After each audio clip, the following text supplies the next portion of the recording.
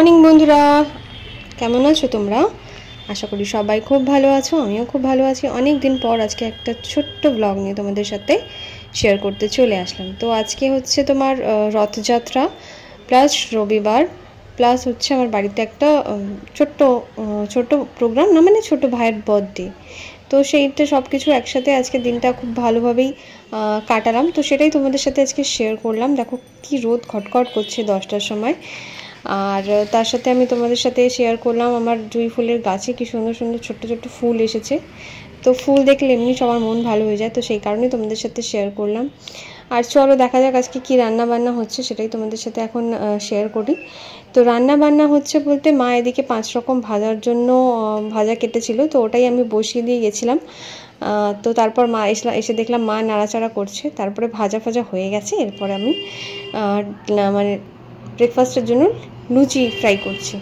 তো লুচিটা ভাজা হয়ে গেল, হয়ে যাওয়ার পর আমি লুচি খেয়ে, লুচি হয়েছিল আর সেদিনকে সকালে টিফিনে ছোলার ডাল করেছিলাম। তারপরে দুপুরবেলার মেনু ছিল হচ্ছে তোমার ফ্রাইড রাইস আর চিকেন বাটার মশলা করেছিলাম। তো তার মধ্যেই আমি রান্না করতে করতে দেখছি আবার ফোটা বৃষ্টি পড়ছে। তো সেটাই আমি মানে রোদ আর বৃষ্টির খেলা হচ্ছে, তো সেটাই একবার তোমাদের সাথে আবার দেখানোর জন্য আবার ব্যালকনিতে আসলাম। দেখো আবার রোদ বৃষ্টির খেলা শুরু হয়ে গেছে। তো বৃষ্টিটা সেইভাবে হচ্ছে না বলে প্রচুর গরম লাগছে।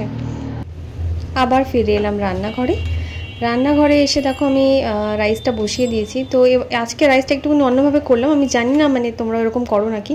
আমি ভাবলাম নুন চিনি তো আমি দিয়েই দিয়েছি জলে, তার সাথে একটু সাদা তেল দিয়েছি। তো ভাবলাম বিনস আর গাজরটাও আজকে দিয়ে দিই, দেখা যাক কেমন হয়। তারপরে বাদ বাকি কাজু কিশমিশগুলো ফ্রাই করে আমি দেবো।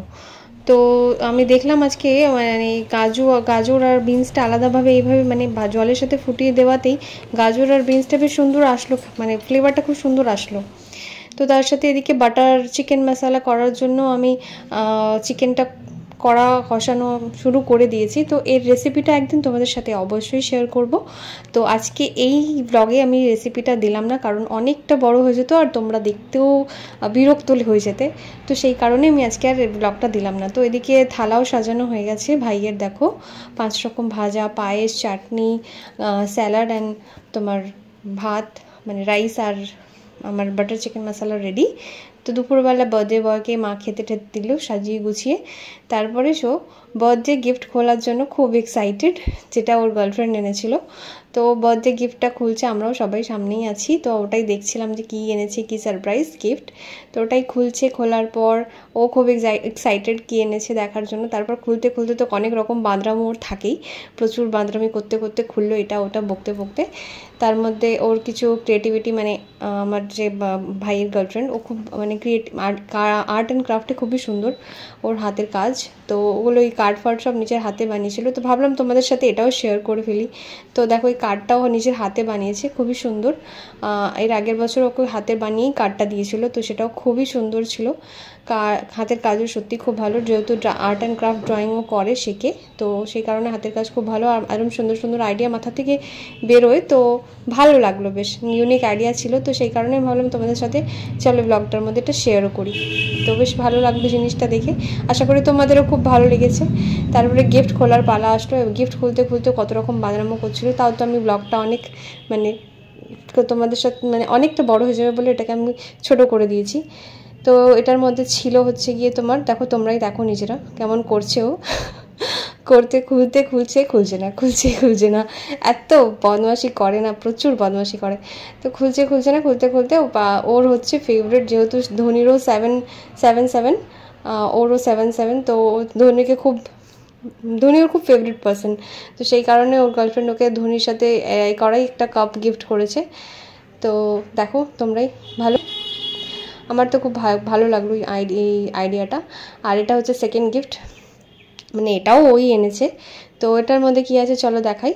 এটার মধ্যে আছে, দেখে বুঝতে পেরেই গেছো হয়তো, এটার মধ্যে একটা হেডফোন আছে। তো হেডফোনটাও খুললো, পিট্রনের হেডফোন দিয়েছে।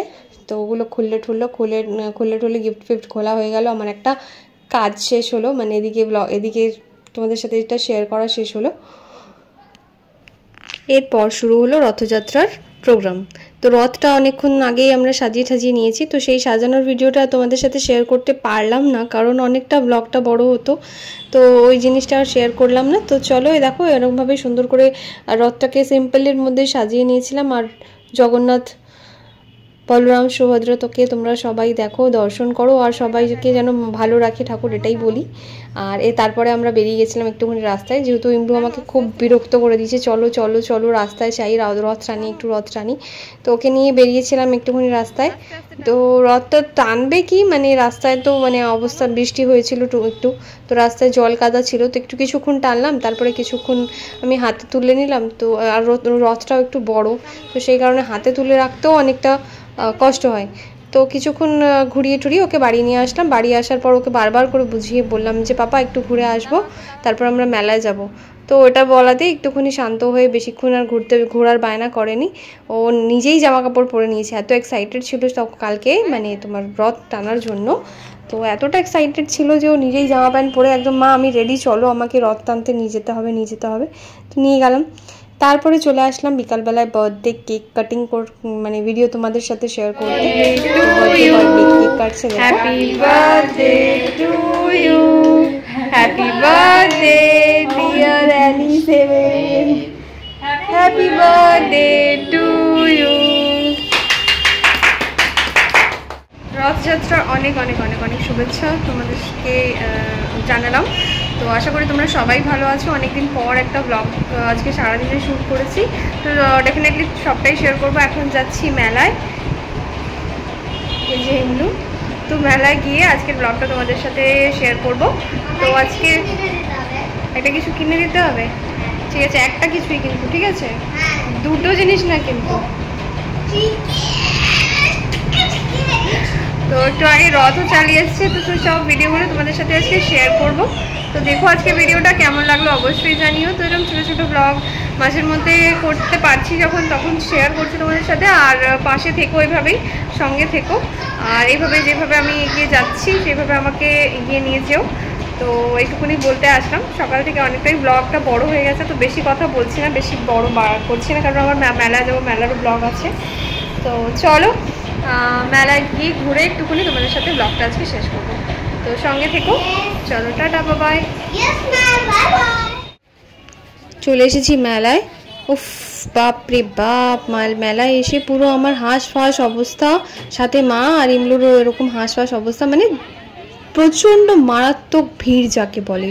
উফ এত ভিড়ে কেউ মেলায় যায়? বাবারে বাবা, আমি যতক্ষণ তাড়াতাড়ি করে বেরোতে পারলে বাঁচি।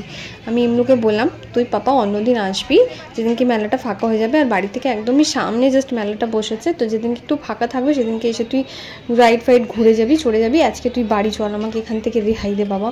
তারপরে আমি ওকে একটা জাস্ট একটা ওই তোমার খেলার যে লাইটিং বলগুলো হয়, বল আর একটা পেন্সিল আর ইরেজার কিনে বাড়ি চলে আসি। প্রচণ্ড ভিড় ছিল। হ্যালো, মেলা ঘোরা ফিনিশ।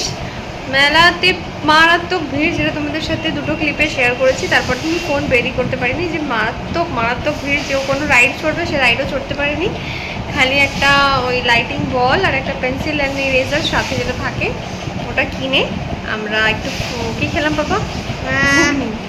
ঘুগনি। অ্যান্ড পাপা কি খেলো?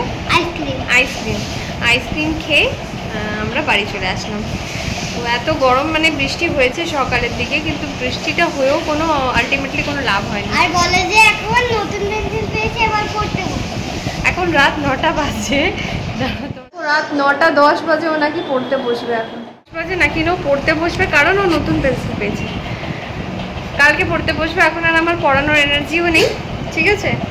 কালকে পড়বো। আজকে সকাল থেকে অনেক খাটাখাটনি হয়েছে, কাজ বাজ ছিল প্রচুর। তো চলো আজকের ব্লগটা এখানেই শেষ করলাম। নেক্সট ব্লগে আবার তোমাদের সাথে দেখা হবে। তো চলো tata bye bye, bye bye করে দাও, বাই।